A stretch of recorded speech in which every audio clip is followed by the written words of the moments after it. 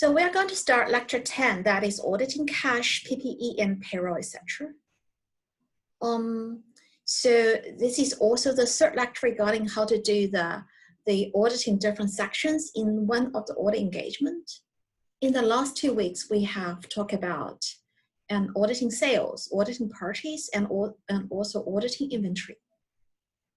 So today we are also talking about a little bit about the payroll, the cash, and probably a little bit more time on PPEs. Before we start the lecture, we are going to mention the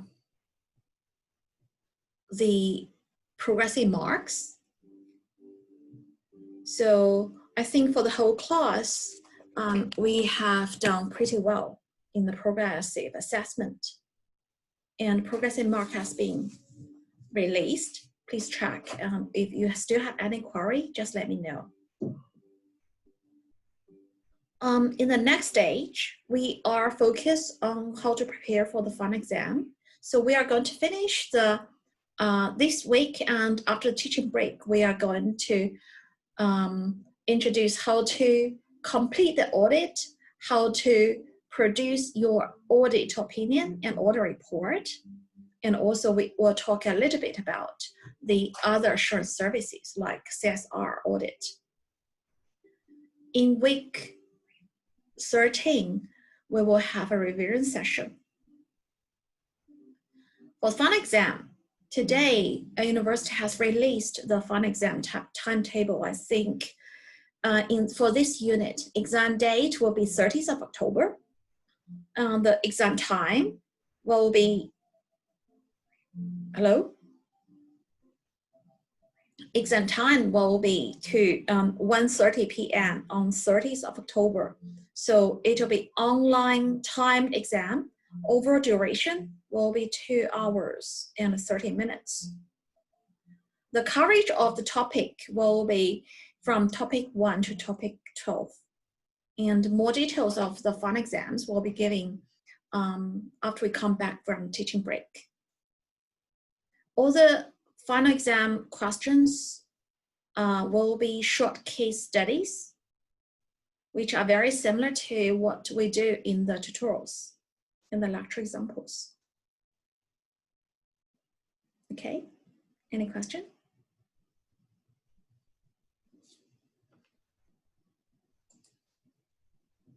Okay. So today what we do is to wrapping up the audit evidence collection, which is more about substantive tests. Well, okay. Sorry, any question, please?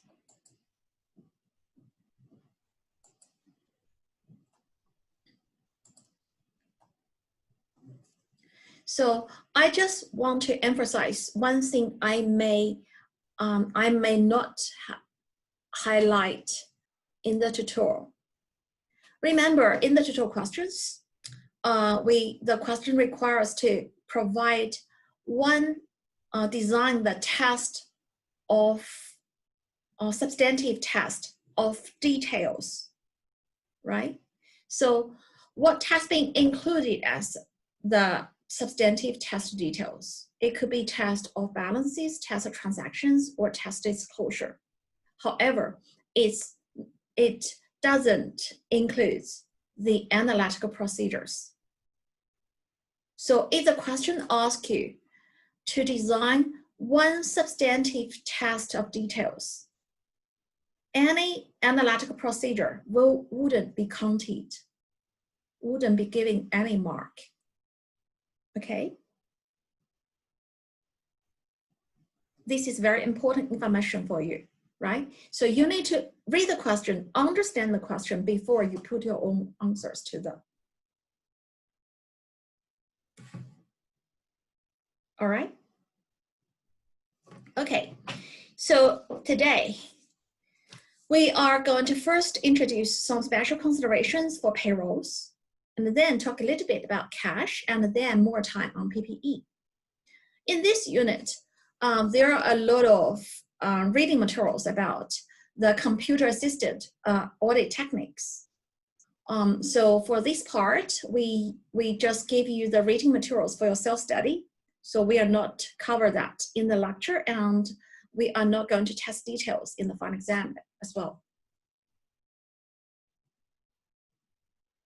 So the first one, that is auditing the payroll. Even though I know, so a lot of you actually have just submitted your assessment items this week and the last week.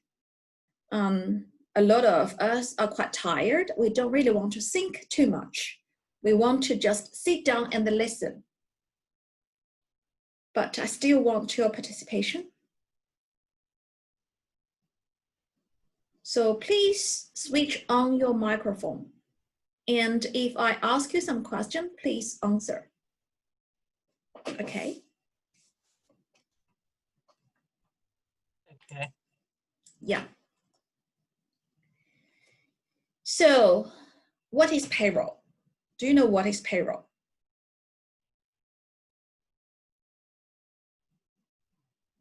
So that is payment for the HR, for laborers, the payment to the employees, right? So before we jump into the next page, in your view, do you think payroll is important or payroll is material for auditing?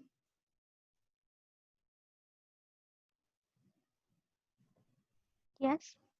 Yes, why? Because payment to employees lies the most is that's the most contribution for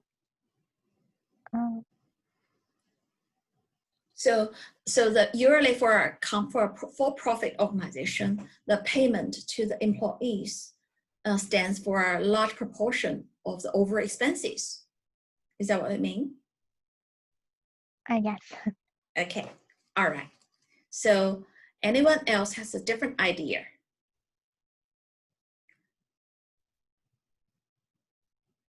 Does anyone think payroll is not material? It's not very important in auditing.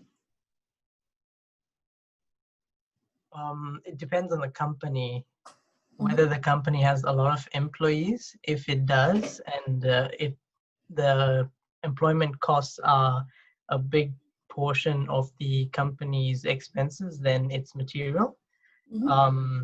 If it's a company that has very few employees and the payroll costs are immaterial, it might not be material for the audit purposes. So for different industries, the importance of payroll might be different. And also from auditing perspective or from accounting perspective, do you think actually payroll accounting is very complex or not?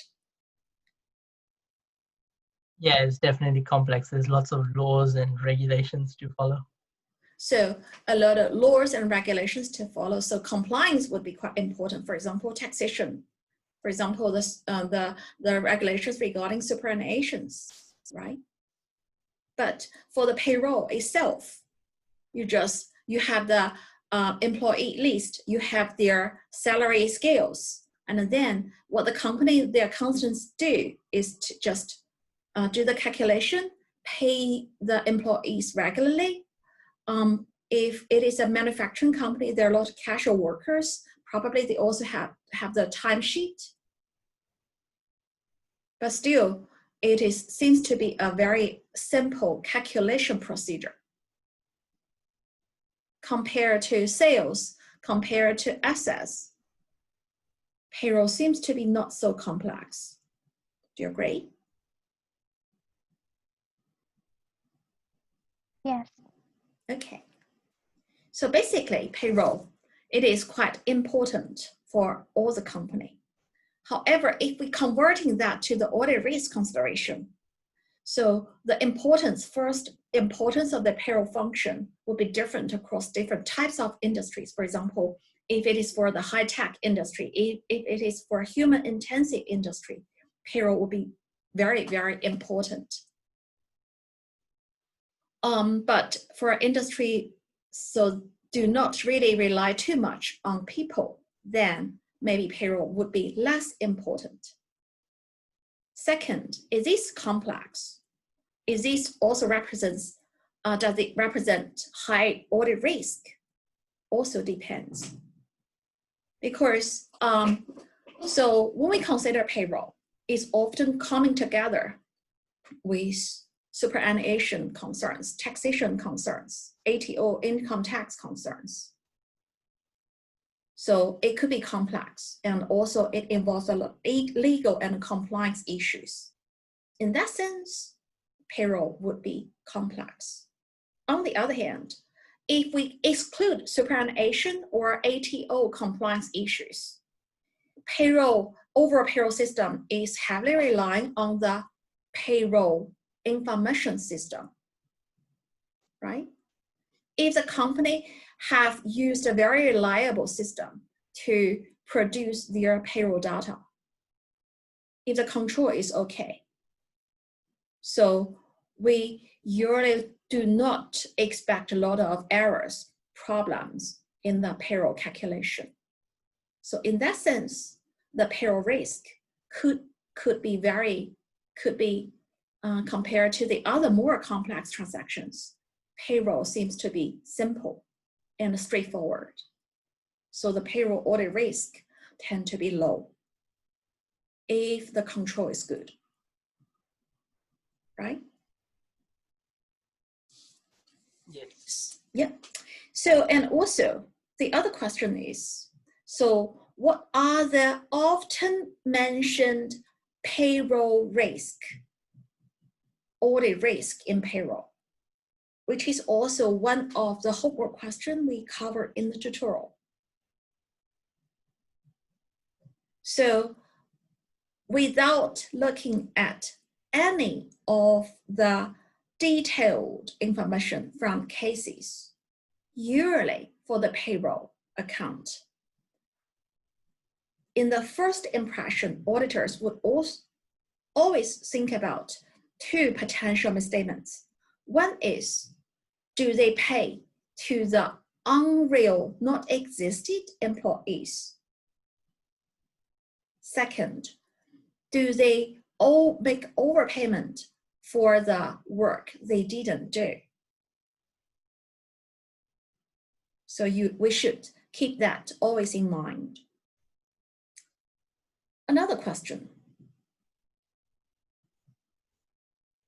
So in the payroll process, what are the key documents?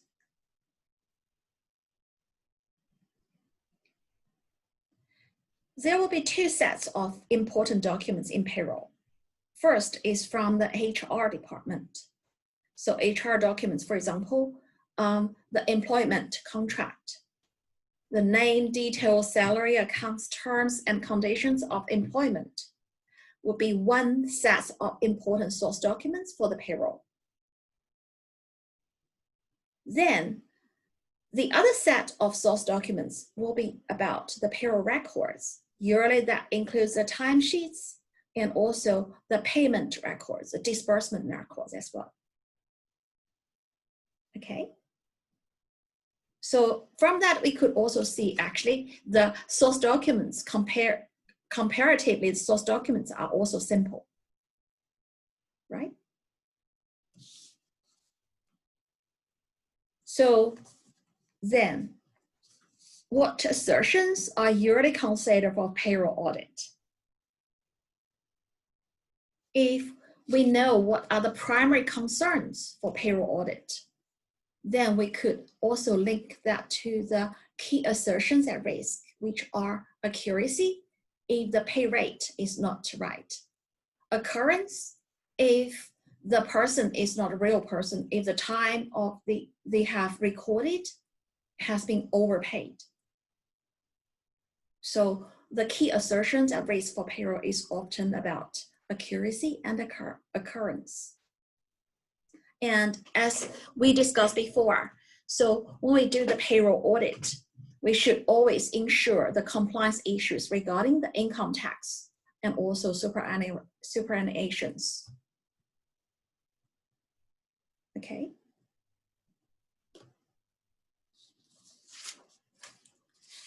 So in doing payroll, as we mentioned before, so ensure the overall control in the payroll is okay would be very important. So how would you ensure what is the key controls in the payroll process?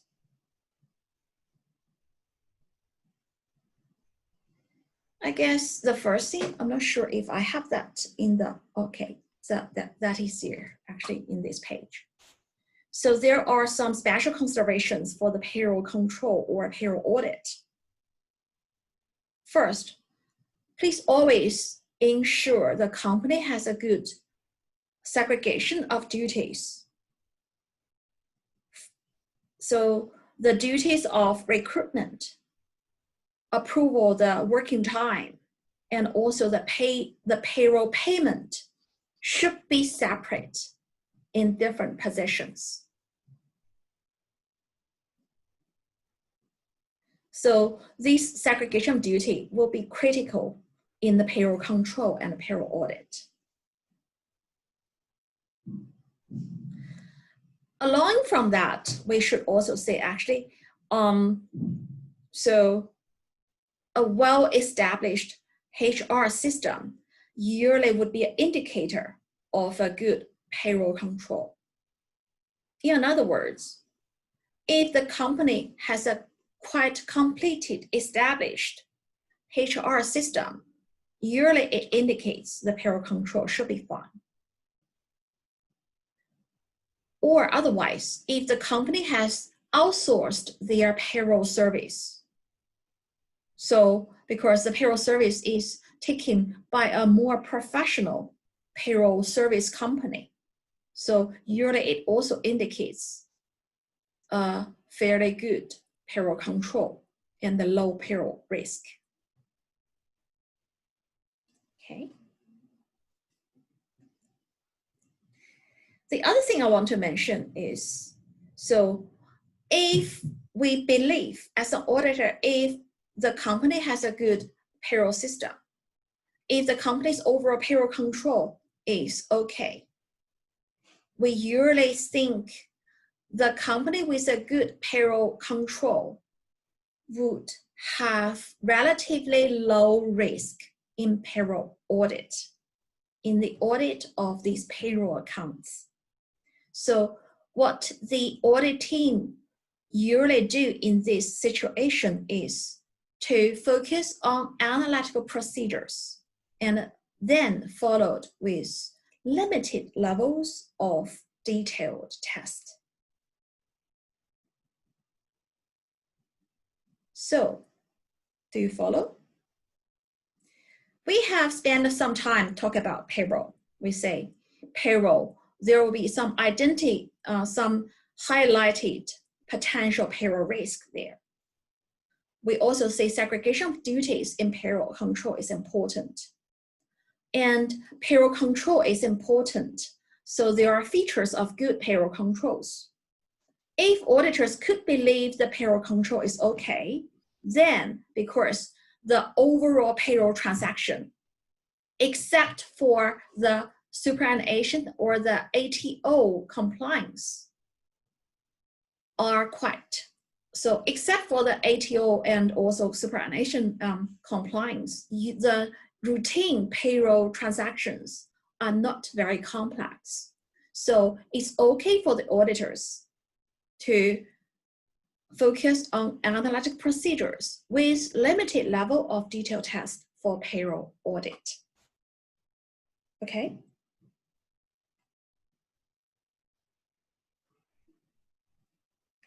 All right.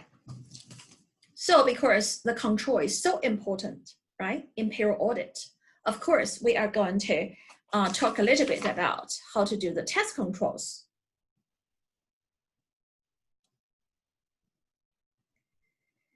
So because we want to highly rely on the control system, so of course we are going to do a lot of task controls in the payroll audit. So what are the key controls in payroll? Correspondingly, what are the key task controls in payroll audit? Actually, still very simple. What are the key controls? Remember, the key documents, including the timesheet, including the person's details, and also the pay rates, and also including the industry agreements and employment contracts, terms and conditions in the contract, etc. Right? So to do the control test, to do the test controls, we are also focused on them.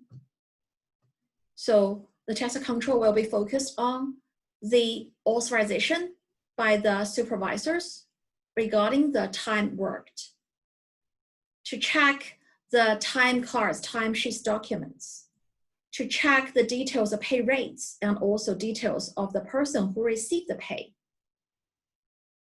and also to ensure the compliance issue regarding the industrial agreement, ensure the superannuation compliance and ATO compliance, etc.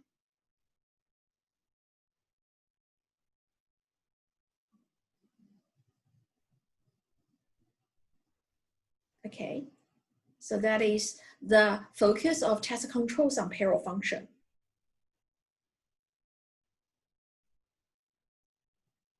So what are the key tests in terms of substantive test of details?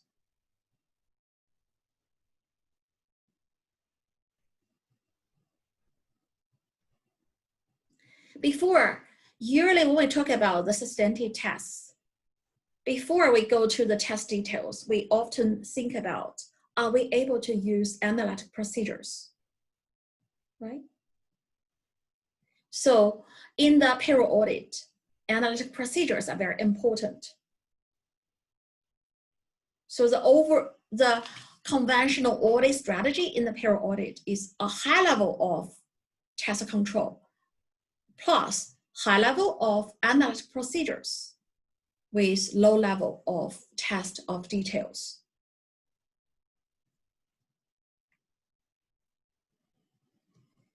Okay, so we do not really have a page regarding the analytic procedures in the payroll audit, but can you just provide your thinking? So usually what would you do regarding the analytic procedures for the payroll audit?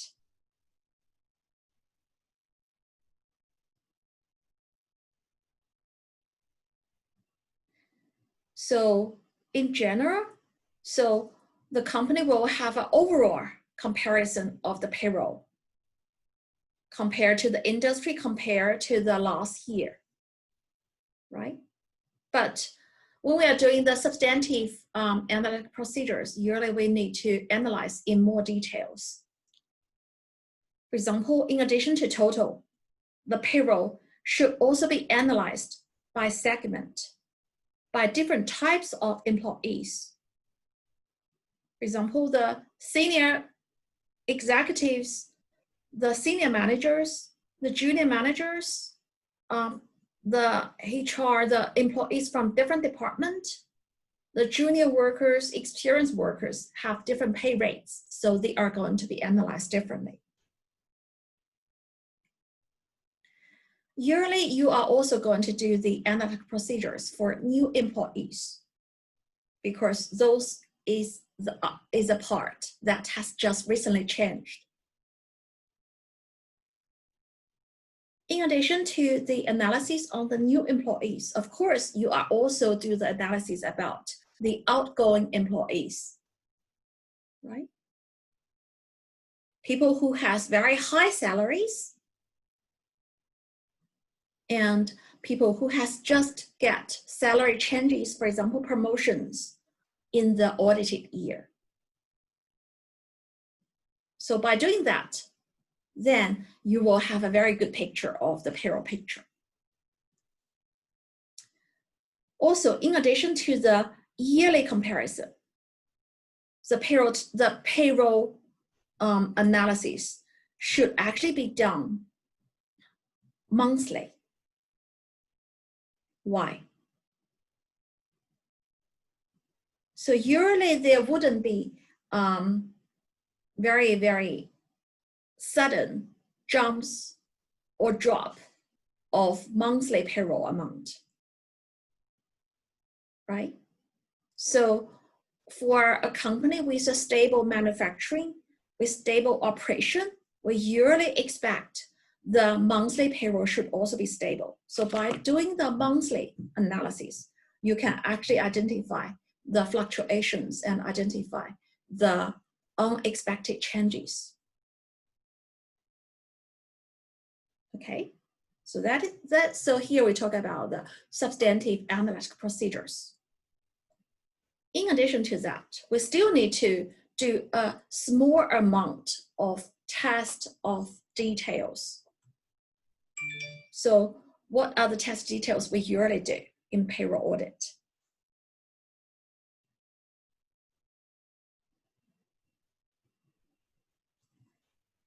So in the payroll audit, we are going to focus on two important accounts.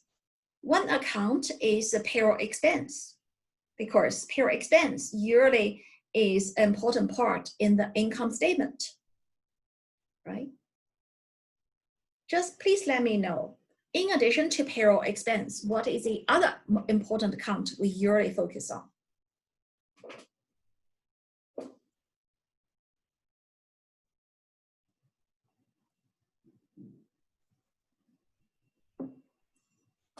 Okay, so we focus on two accounts in payroll audit. One is payroll expense. The other one, of course, should be the payroll accrues. Okay. So in payroll expense account, that is in transaction account. So the focused assertions are often the transaction assertions. We have the list here: occurrence, completeness, accuracy, cutoff, classification, presentation, right? Can you just recall? In the beginning of this section, we mentioned usually in normal cases, two important assertions. What are they? So that is occurrence and accuracy, right? So now I have a question for you to test if you are still listening, if you're following, or actually you disappear. Please let me know why in payroll audit, we don't really focus a lot on completeness.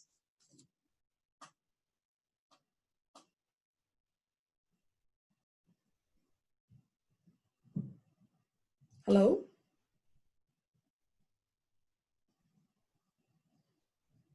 Please let me know you have already heard my question. Yes, I did. Okay, thank you. Your name, please?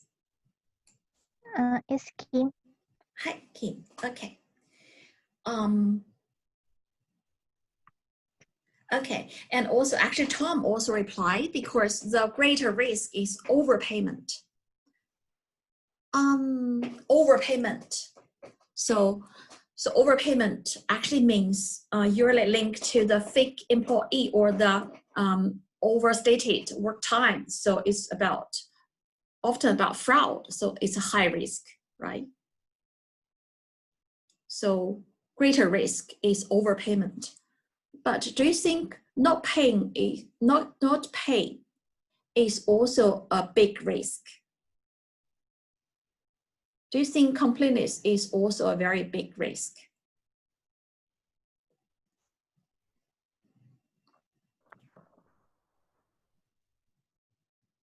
Or I think. Sorry. Yeah. Yeah, I think underpayment is a great risk because it can damage the reputation of the company. For example, Woolworths and Coles are in the news. Yeah. So the problem of underpayment could cause damage to the reputation, like news of wars recently, right? But for the auditors, unless they read those, they know those information, otherwise they don't really focus on completeness. Why? Kim, you don't think it's a big risk? Why?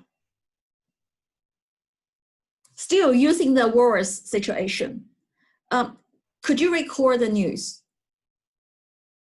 How much wars didn't pay?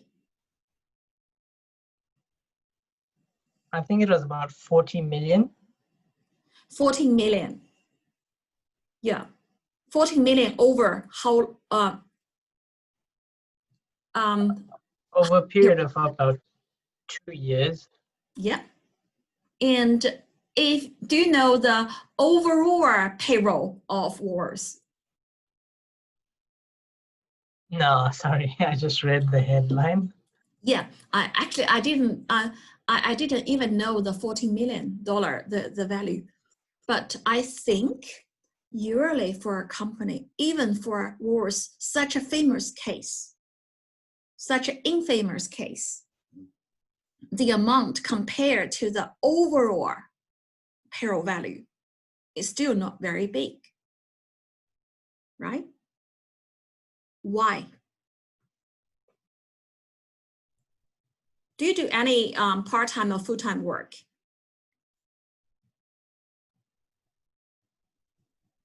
Hi, hello, Tom? Yes. Yeah, okay. So if you are the worker, would you have concern about your payment? Do you check your payment often?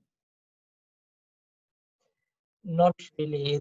It's a negligible amount, maybe a $2 or maybe $1 difference per hour. Right. Yeah, but I think for yearly for the employees, so they would be very sensitive about the amount they receive in their payroll. So if they realize the payroll is not complete to them, they are going to follow up, right? So by ratio, in terms of materiality, so completeness concern is really trivial compared to occurrence concern, because employees are going to check that by themselves. I'm not saying completeness is not an issue. For example, in the worst case this year, the auditor will have a very thorough check of their completeness of payroll. But why they didn't notice that in the last 2 years? Because yearly in payroll audit, people will focus on occurrence or accuracy assertion rather than completeness assertion. Okay?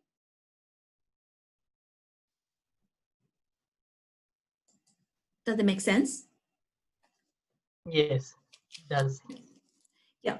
So if we are looking at this table for occurrence assertion, so what is the audit test we are going to do?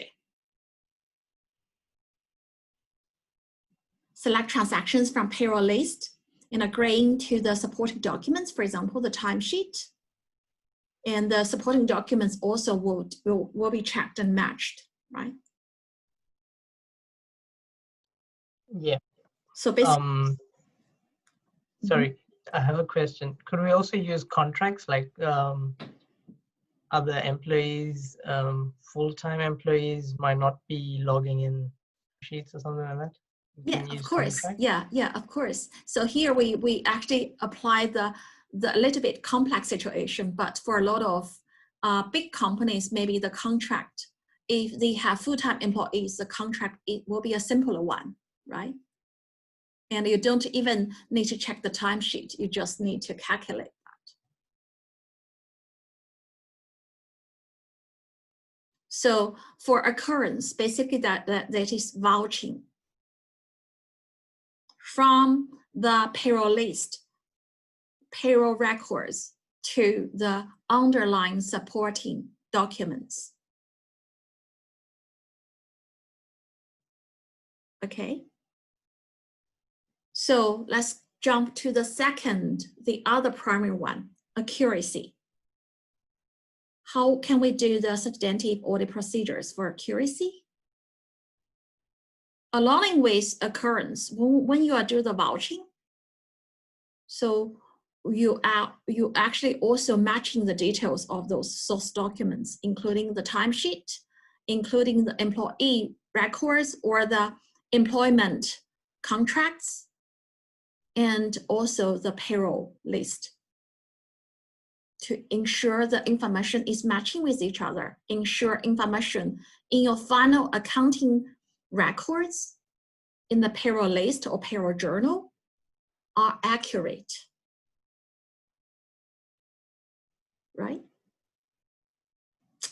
In terms of accuracy, so individual information will be accurate, individual payroll expense will be accurate, and also the sum up should also be accurate. So probably you are also going to do the calculations as well.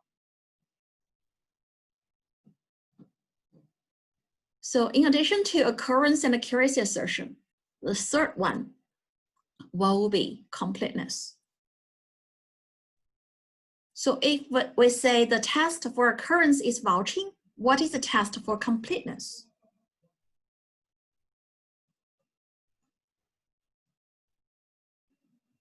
So that is basically tracing. So that is from the underlying documents, timesheet, the employment contract, to the payroll journal.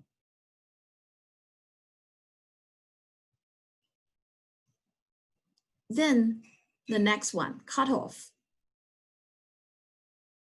So in the payroll audit, the cutoff test will be very simple. We just do the last payroll records, the sample test from the last month's payroll, or the last week payroll, and also do the first week or first month payroll of the next accounting period to ensure they are recorded to the proper accounting period. Okay, classification. So classification actually is a very, very important assertion here, as we could always imagine, right? We don't want our salaries paid to the other one's account. However, if in the inspection, in the occurrence, accuracy, and completeness test, you have checked all the details, then the payment yearly will be recorded to the proper accounting, to the proper person's name. So it is important, but if the occurrence, completeness, and accuracy test has been properly conducted, classification shouldn't be an issue, right? Presentation, so it is just the proper presentation to the accounts and also to the notes and the financial statements.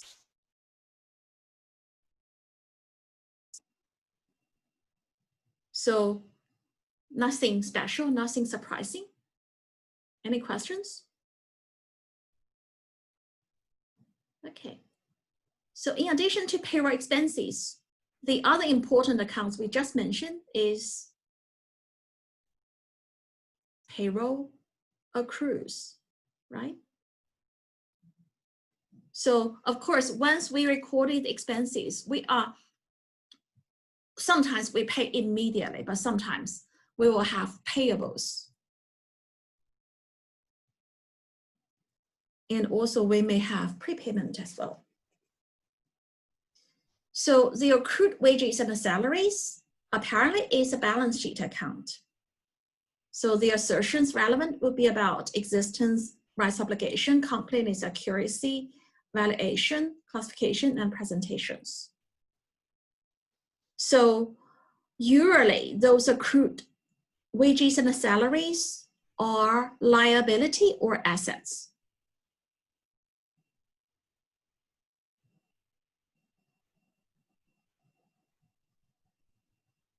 Excuse me?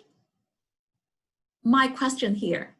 So for accrued wages and salaries, for payroll accrues, usually are they assets or liability? Liabilities. Liabilities, okay. So because they are liabilities, so what would be the concern if you are auditing their payroll accrues?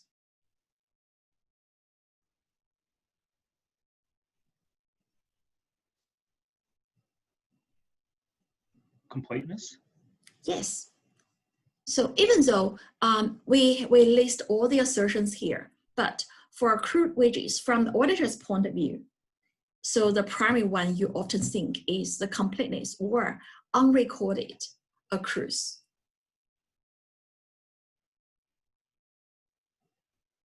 So what are those typical unrecorded liabilities?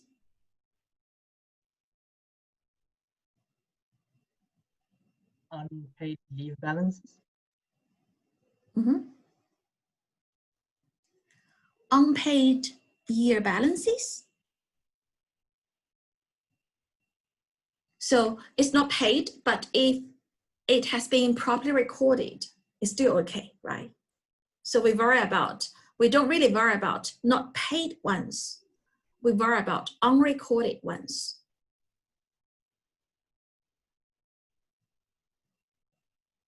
So still going back to the war situation. So that is unrecorded payroll accrues for the payroll to employees. In addition to that, actually, the completeness would also be relevant to the tax obligations, to the superannuation legislations. So those are also relevant to the unrecorded liabilities. So those are also very important.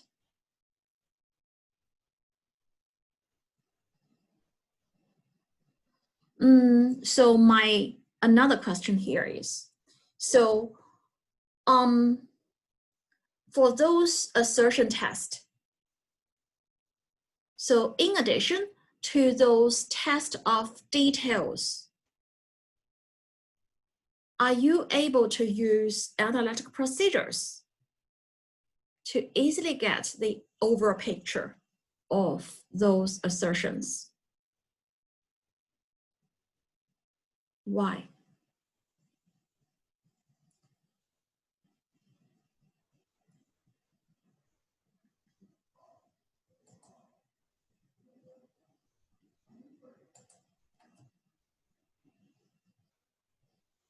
My question, repeat. So here, in terms of the wages or salary accrues, is this the good area for us to use analytical procedures? Why? Is this very conventional, very practical for us to use analytical procedures here? Yes. There's likely to be a lot of variation from period to period, so it might be more difficult to use analytical procedures to compare. You think it's difficult to compare, or it is easy to compare? I would think with accrued wages and salaries, it may vary, so it might be more difficult to compare. Yes, it is difficult to compare if the fluctuation, if the changes is often very big. But on the other hand, actually, the accrued wages shouldn't be changed very quickly. Is it right? If the company adopt a stable manufacturing operation, if the company do not have a lot of changes in the wages, in the rates, if the company do not have a lot of changes in human resources, usually they should have quite stable wages. They should have quite stable wages accrues because they shouldn't have a lot of changes in the payment approach. So in that sense, if you got enough evidence from the wages expenses, then we can actually calculate the wages accrues and compare the trend very easily. So in auditing the accrued wages or salaries, actually analytic procedure is very easy to apply. You just do the simple calculation from the carrying accrues plus the already audited expenses and minus the payment. So you will get the reasonable accrue amount to compare with the reported accrues, right? So here I mean, for the accrued wages, so analytic procedure is the first for you to do, and then you to go to those detailed tests.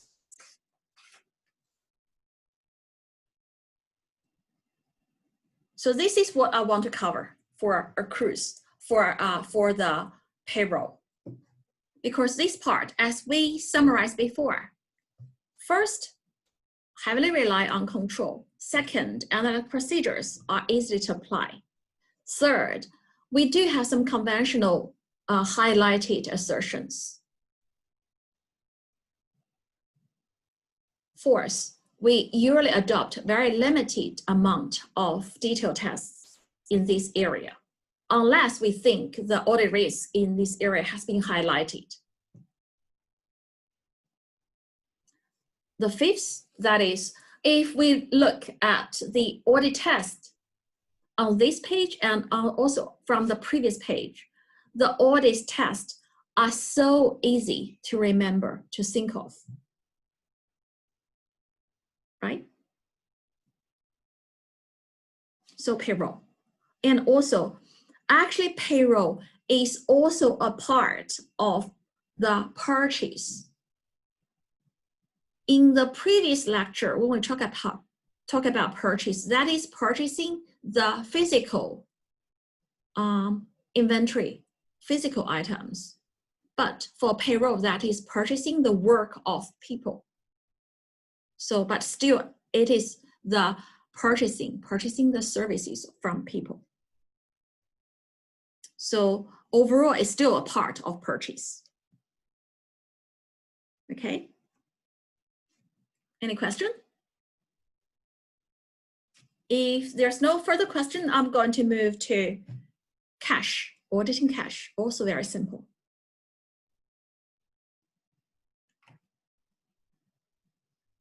Okay. Second part, auditing cash.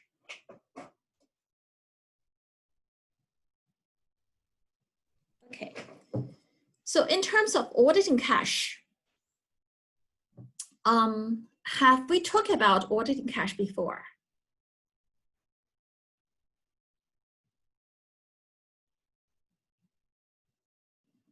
In the previous sections, did we talk about auditing cash or not?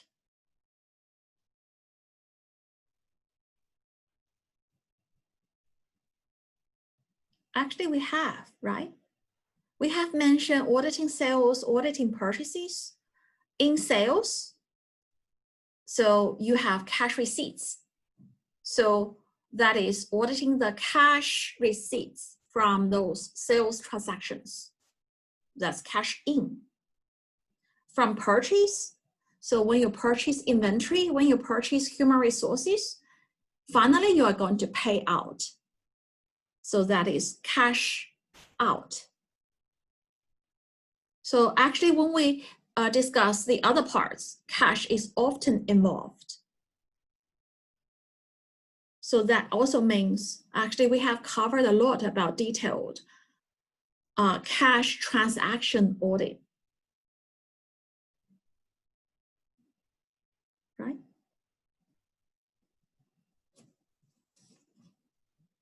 So we have already covered that in sales, purchase, inventory, and we'll cover that. We have covered that in payroll as well. And we will also cover that in PPE audit. So auditing cash is something in relation to those different parts of audits, but auditing cash has something you also need to highlight, specialized. So here in this objective, we don't really link that to the cash in or cash out transactions. We want to highlight something we need to focus about this cash account only. Okay.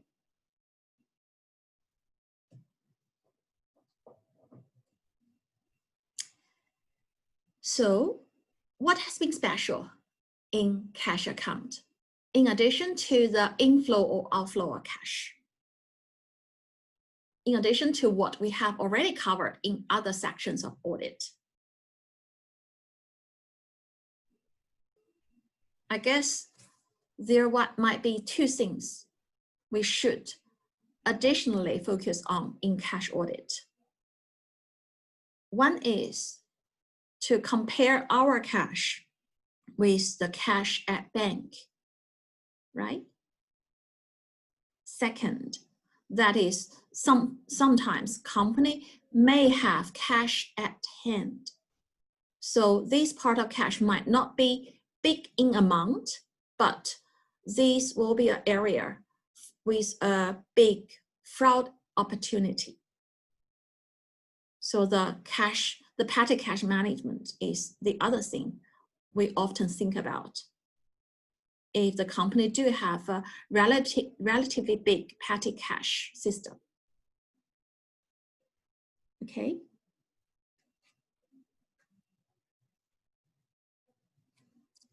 So, let's going back to the original question. Every time when we talk about auditing one part of the financial statement, we often ask, is this part material? So, do you think cash account is material or not?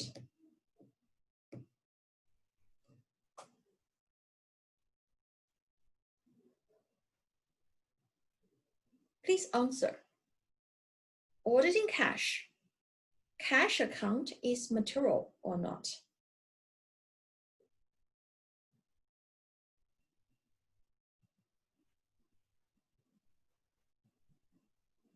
So from the amount, so all the transactions of the for-profit entity is often reflected finally into cash. So cash account in that sense will be quite material. On the other hand, so everything is recorded in cash.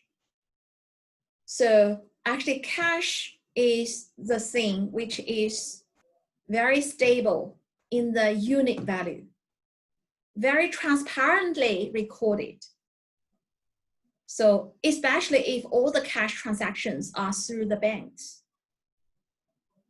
So because of that, if the banking system is good, if the cash at bank process has been well controlled, if the company do not have a very big petty cash system, or if the company's petty cash system has been really good controlled, it will actually means the control risk or the audit risk in cash might not be that big, might not be that material.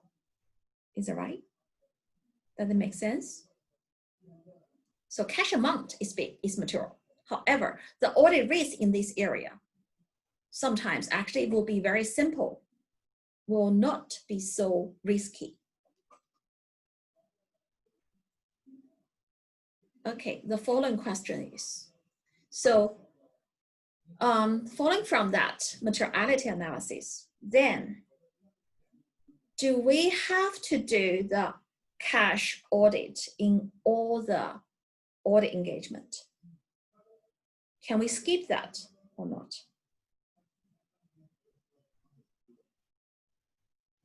Can you answer?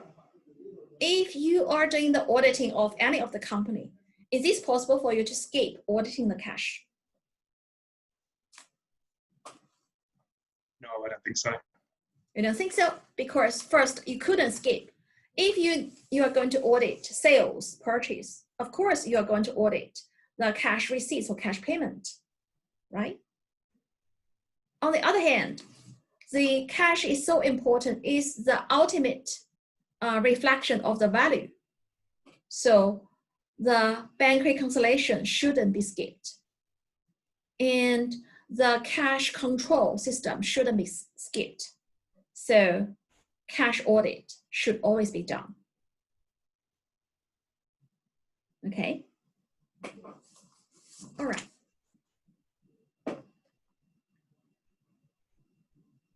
But we can do that in a very simple way. That's what we could do. Right.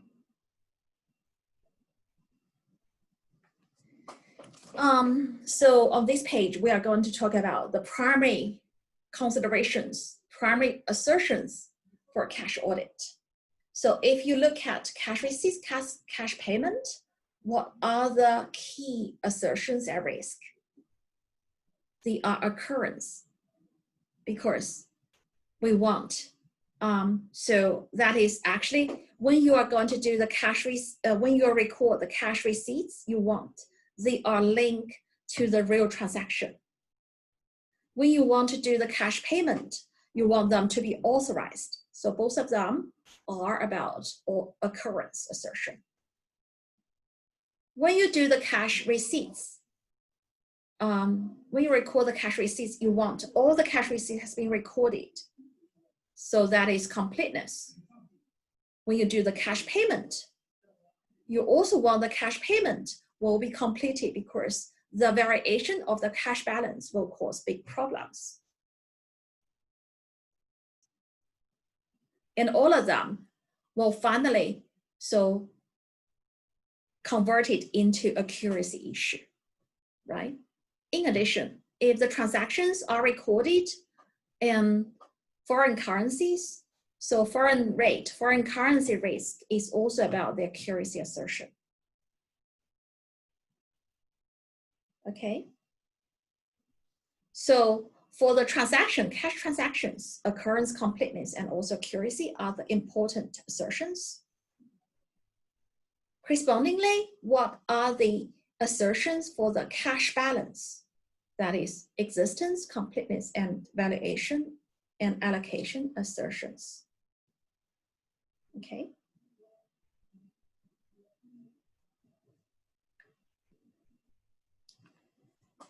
So what are the, so actually I want to, before we go to the substantive audit procedures for cash payment and cash receipts, I also want to think about the test controls. So in the cash audit, what are the key controls you really want to do the test?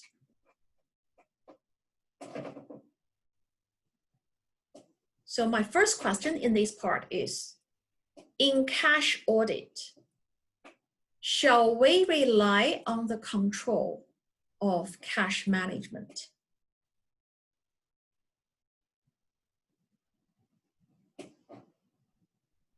Is cash control important? Yes, of course it is important. For all the company, cash control are important. So in the audit will also have a test on the control, have understanding of the cash control, right?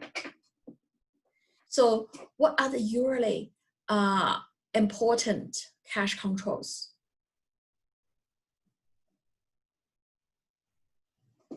Separation of duties. Sorry, preparation of. Sorry, separation of duties. So those recording the. So separation of duties. So recording cash and dealing with cash receipts, cash payment should be separate. So the cash clerks and people who's doing the transactions also should be separate. So segregation of duty is important. And we could do that actually when we do the transaction audit, right? In addition to segregation duties, when you consider cash, what is your must do in cash accounting?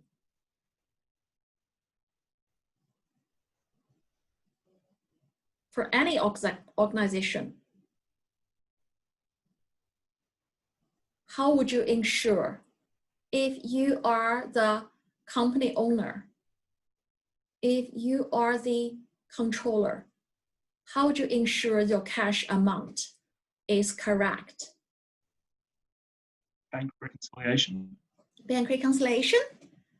So what are the normal controls regarding bank reconciliations?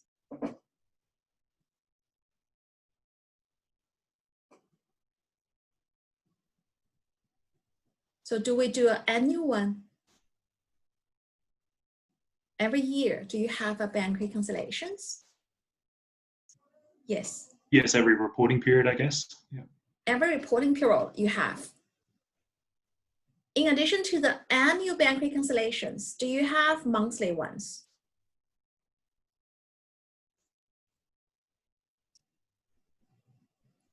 For a normal organization, are the accountants required to do the monthly bank reconciliations?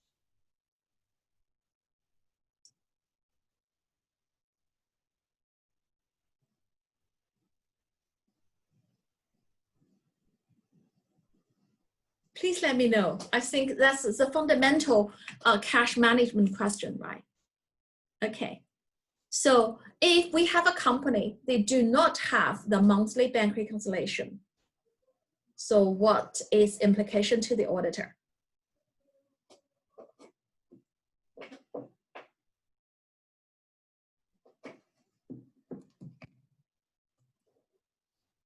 So poor cash management. Because the monthly bank reconciliation is a must-have control for all the companies.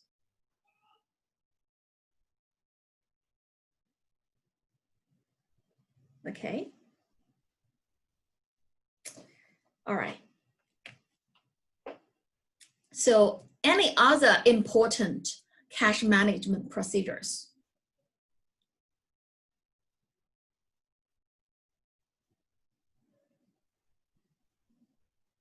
So for companies, if they have the cash receipts, do they need to do the daily deposit?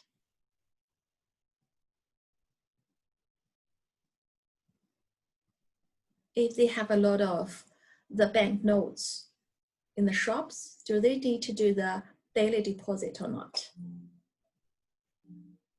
If they don't do you think it's a control issue? I think so, right? So if they deal with a lot of bank notes, I think the daily deposit is also about the cash control. And if they have a lot of bank notes in petty cash in their accounts, so do you think the physical cash management will be important? I think yes. So in terms of physical cash management, physical security, daily deposit should be quite often checked by the auditor. In terms of the overall cash management, the monthly regular cash bank reconciliation is also quite important to be checked by the auditor, right? Okay, so here we talk about the controls in the cash. So in addition to the controls and also those associated task controls, we can have a look at those substantive procedures. So here, for cash audit, actually we don't really do a lot of the analysis here because cash audit itself will be very, very straightforward, right? So here we look at substantive audit procedures for the cash movement and the cash balance. This page is about the cash movement, cash receipts, and cash payment. So of course, we are looking at those assertions like occurrence, completeness, accuracy, cutoff, classifications. I'm not going to go to details because if we look at that, we can see those are just copied actually from the sales or the purchase cycle. Is that right?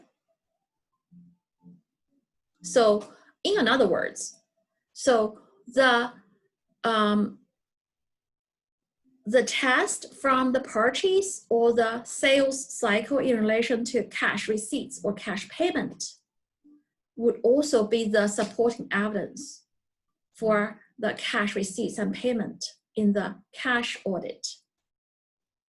Or furtherly, in other words, so when we are doing when we are focus our audit to the cash account, the transaction audit should have already been done in those transaction cycles. Okay.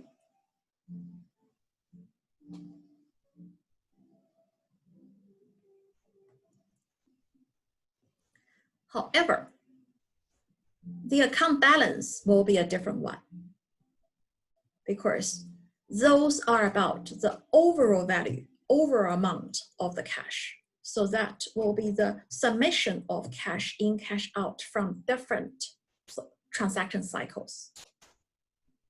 Right? So in terms of the cash balance, the key assertions will be existence, rights obligation, completeness, valuation, and allocation. And in those 4 assertions, so which one you think is so obvious you don't really need to do a lot of check?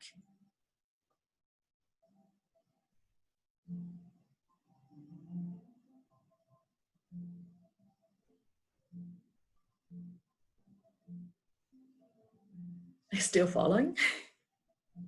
Okay. So from this one, the assertions we didn't put in are the classification and also the presentation one, right?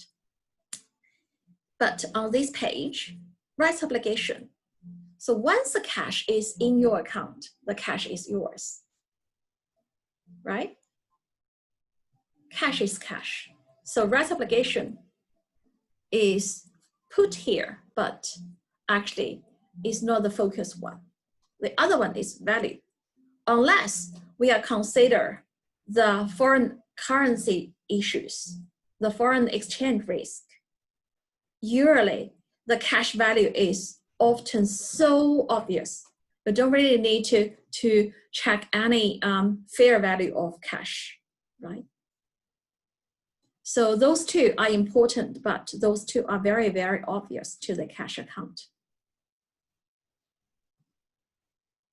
Okay, so probably existence and completeness then will be more important in that sense.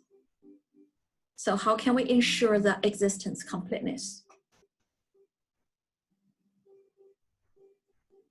We use a few important documents. One is bank reconciliation process. From that, usually we refer to the bank confirmation or the bank statement. Right? So you request the bank statement, you compare regularly, you compare the company's cash records with the bank records to ensure they are consistent. However, on this page, we also mentioned the confirmation. So do you know what is bank confirmation?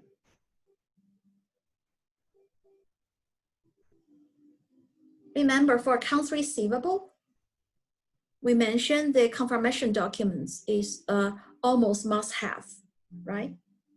It's very important documents to verify the existence and also the valuation of the accounts receivable. For bank, so the confirmation is also often used documents, but it's not the must-have, because the bank statement is usually regularly provided by the banks. However, you can still request, as an auditor, you can still request the bank confirmations, because the bank confirmation, compared to the statement, the bank confirmation is more directly or independent obtained by the auditor. So in that sense, the evidence is much stronger than the bank statement. provided from the especially provided from the company to you. Okay.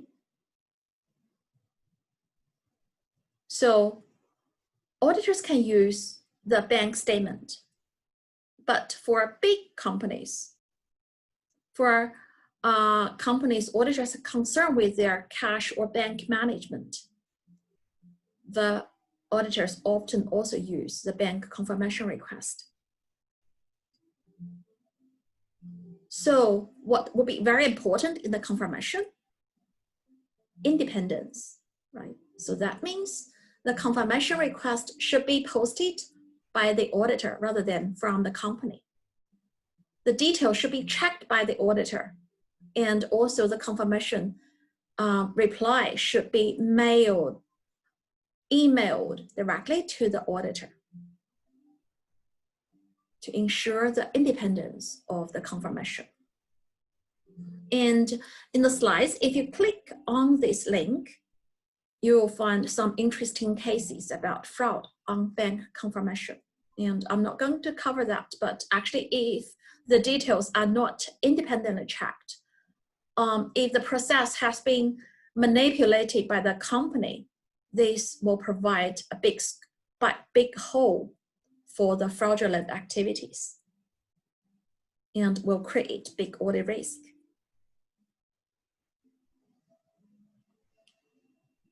Okay. The other thing I want to mention the bank confirmation is, so if you request bank confirmation from a bank, so auditors may request a lot of information, not just about the cash. They can also ask details about, for example, the bank loans, the bank guarantee, right? So the confirmation documents could be a more comprehensive documents just compared to a simple confirmation of cash balance. Okay, so that is confirmation. The other important documents in the auditing of the cash balance is bank reconciliation. Who's doing the bank reconciliation? As we mentioned before, the accountants, the company itself, the management should do a regular bank reconciliation to compare their bank balance and cash balance at the bank.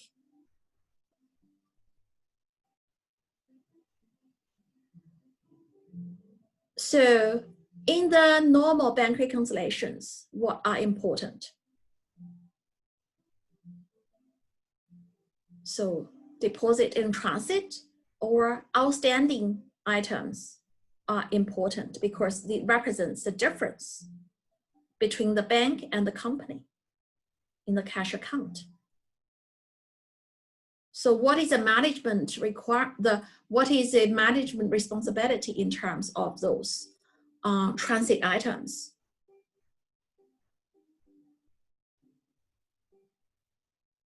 They need to ensure all the transit items should be investigated, should be followed up. So how can they ensure those transit items are true?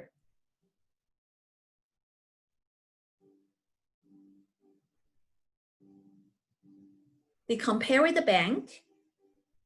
They also check the bank, the banking information yearly after a few reasonable days to ensure those deposit in transit has arrived on time. So this is a way to ensure those transit items are true items, right? So those are the normal bank reconciliation procedures adopted by management accountants in the company. So what can the auditors do in terms of auditing the bank reconciliation? What do the auditors do? First, I think auditors know bank reconciliation is an important control process, right? for cash control. So shall the auditors check the monthly the existence and accuracy of each of the month's bank reconciliations? So they are going to ask the management, do you have monthly bank reconciliation? And also, can you provide me the records of each month's bank reconciliations, right? Are they going to check the bank reconciliations? Yes, they were going to do. And also they are going to, if they think the control is very good, they may just check 1 or 2 months. If they think it's not good, actually they can do their own bank reconciliations to check each of the outstanding items or the transit items. So in terms of bank reconciliation, auditors is going to first look at the control of bank reconciliation process of this company. Second, they might also do their own independent bank reconciliation test.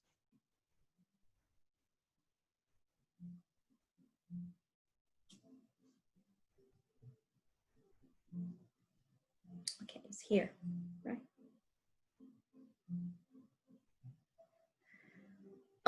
The other thing I think I want to mention is, so of course, so usually for most of the companies, they may not just have one bank account. Usually they will have a lot of bank accounts, especially for large companies. So it is normal to just transfer cash from one bank account to the other one.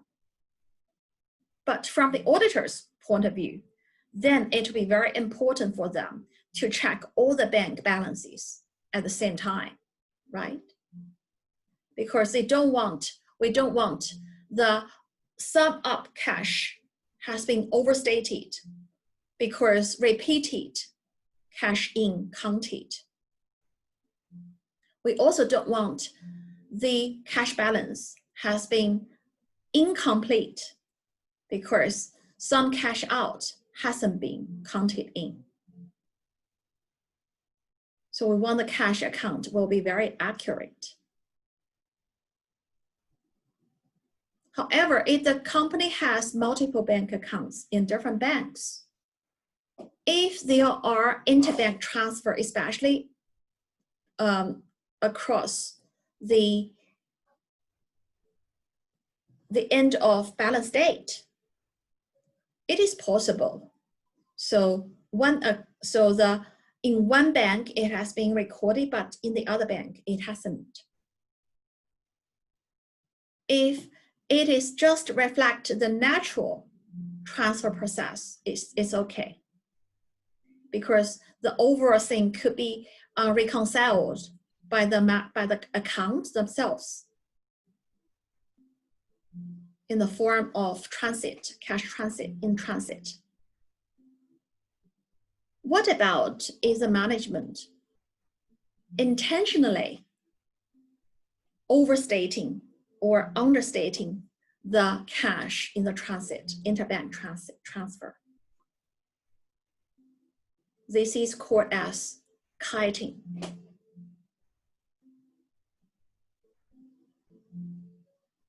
So what the auditors usually do is to map up all the bank accounts in one spreadsheet, therefore to identify the reasonableness of the interbank transfers. For example, in this table. So which one is not so reasonable?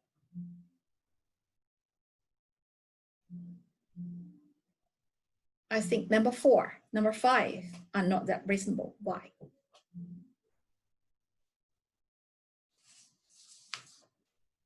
Why number 4, number 5 are not reasonable?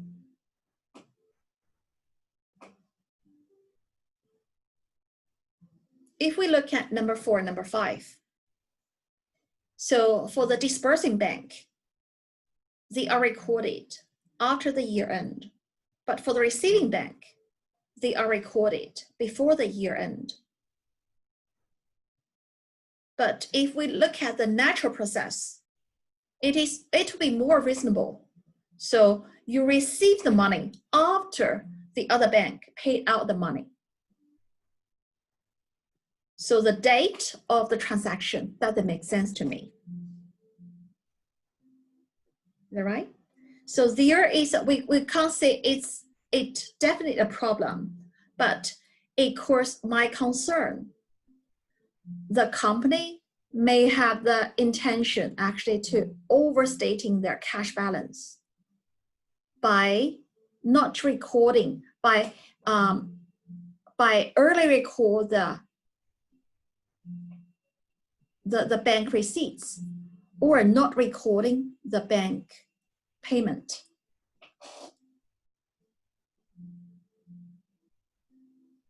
Is that right?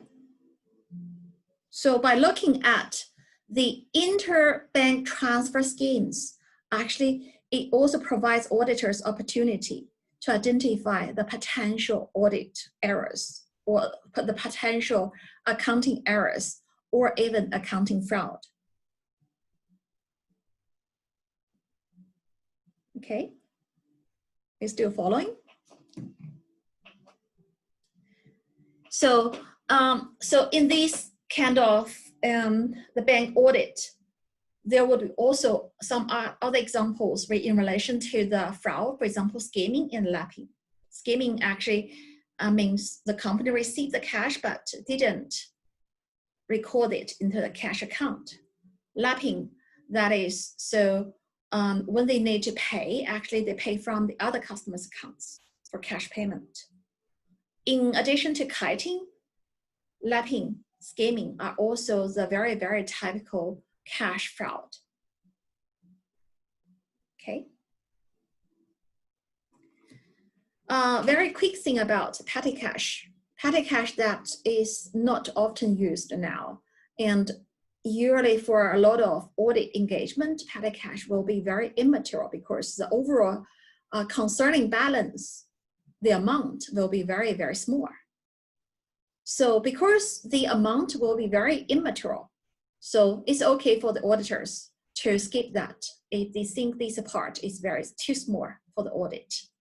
On the other hand, so it is also a part of the cash control auditors should consider, because we know there will be some cash fraud opportunities there. So auditors could consider a surprise petty cash audit. Also need to consider the cash, the physical securities of the petty cash accounts. But overall, more and more likely petty cash has been skipped in most of the audit, especially the auditing to the big companies. Okay. So I think, so that's the part for auditing cash. So I'm going to leave for 2 minutes and then come back to cover the other part, the PPE. PPEs actually should be the focus for today's lecture. Okay, see you soon.